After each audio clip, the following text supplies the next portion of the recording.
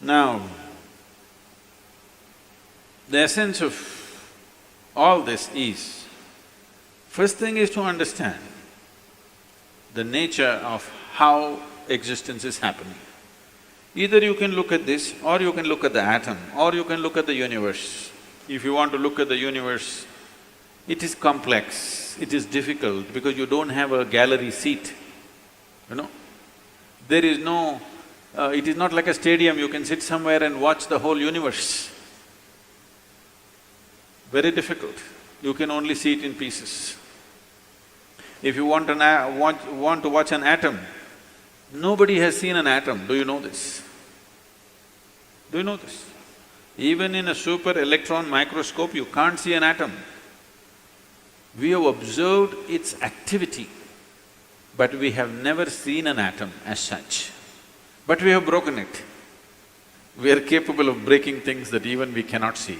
That's our… we are very proud of this these days. We can break anything. We can make it or not is a questionable thing, but we can break anything we want. Even if we cannot see it, we can break it. Now, what you see and what you do not see itself is a very dicey thing in the sense, what is it that you can see? Right now, can you see my hand? Yes. You can see my hand only because my hand stops light. If my hand did not stop this light, if it allowed light to pass through, you wouldn't see this hand, yes? Or in other words, right now your visual apparatus can see only those things which stop light. Anything that allows light through, you cannot see it. You cannot see light itself, first of all. Can you see the light that is here? No. Only whatever stops light, you can see it. What does not stop light, you cannot see it. Very bad, isn't it? You must be able to see all those things which allow light to pass through, because they are important things. But right now your visual apparatus are trained to see or capable of seeing only that which stops light. So the whole process of seeing life the way it is means, first of all, evolving an eye, a thoughtless eye, an eye which is free of thought. When I say free of thought, it is free from the taint of memory. Right now, these two eyes are heavily loaded with memory. So you can see this. If you see a group of people like this, if you just casually look like this, among these hundreds of people, if there is one face that you're familiar with, you will see suddenly that face sticks out. Have you noticed this? Have you noticed this? You're going in a street, there are 100 people standing there. Your friend is among that. If you look here, just this friend's face is more clear than the rest of the faces, because this eye works with memory. The more memory you have, the better it sees. No memory, it cannot see. Memory means an accumulated past.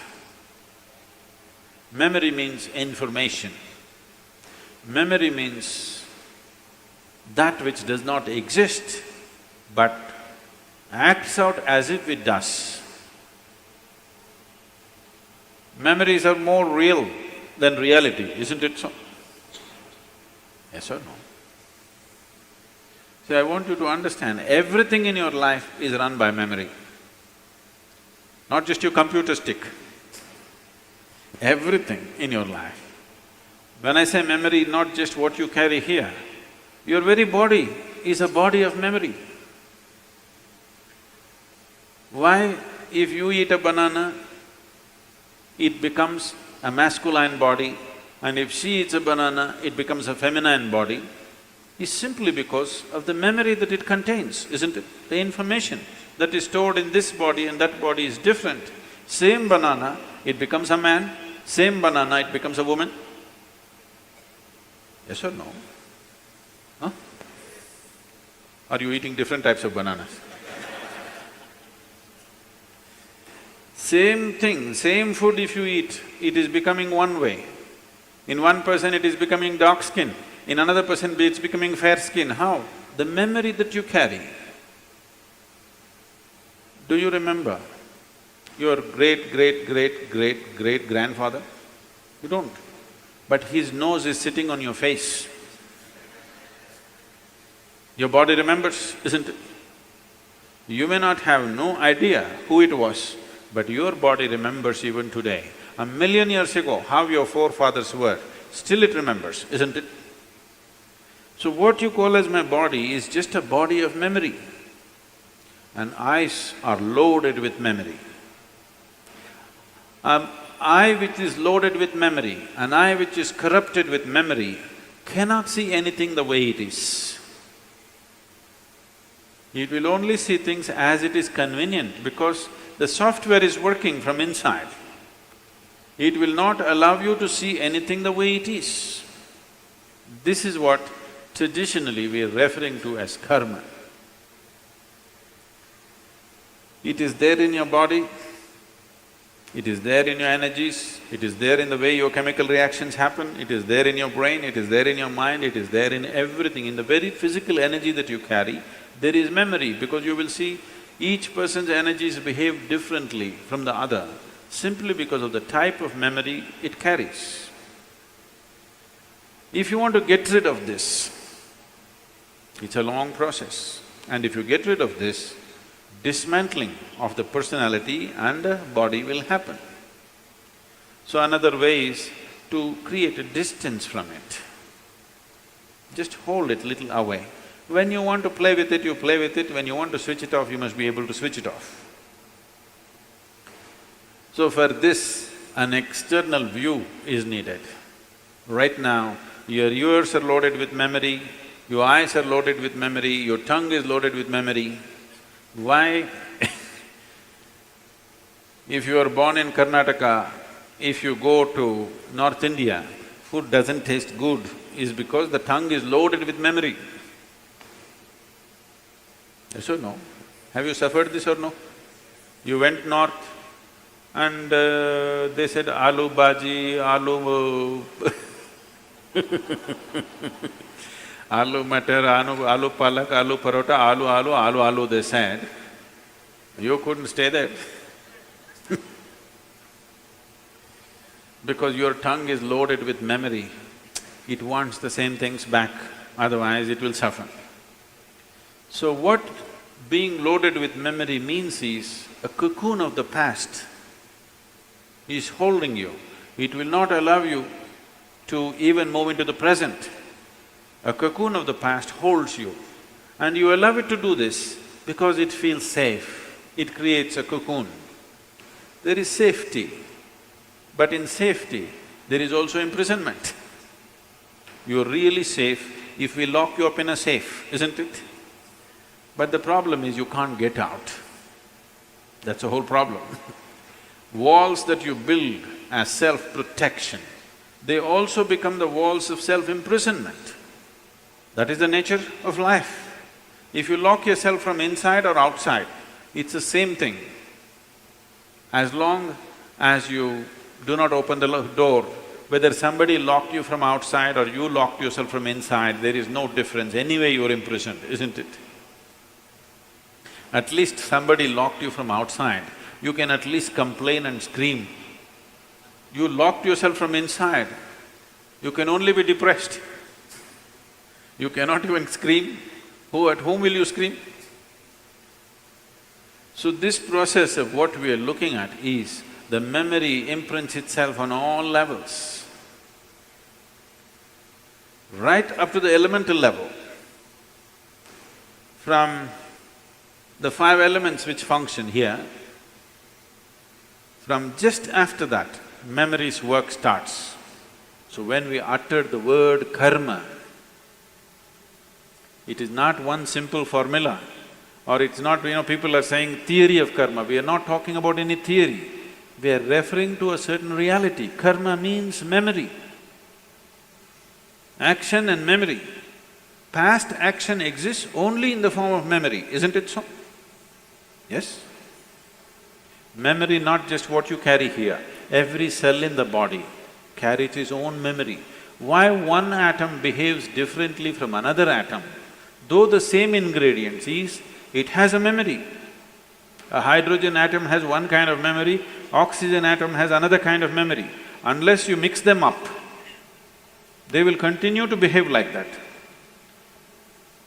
It is in a small circle, you are in a little larger circle, the universe is in a much larger circle, but the same memory rules all of it. So when we said karma, we are not talking about some concept or philosophy, we are referring to a certain reality which is finding manifestation as who you are. The very shape of your body is because of memory. If a bird eats a mango, it becomes a bird. If a worm eats a mango, it becomes a worm. If you eat a mango, you become a human being. Same mango, how many things it's doing, depending upon what kind of memory it carries, isn't it? What you call as a seed, if you plant the same seed, if you plant a seed in the same soil, here you plant a mango tree, here you plant an apple tree in the same soil, this will only produce apples, this will only produce mangoes. I know there is a newspaper picture where a jackfruit is become bananas, that's different. Yes? You saw this? Oh, you are from Bangalore or Devanahalli?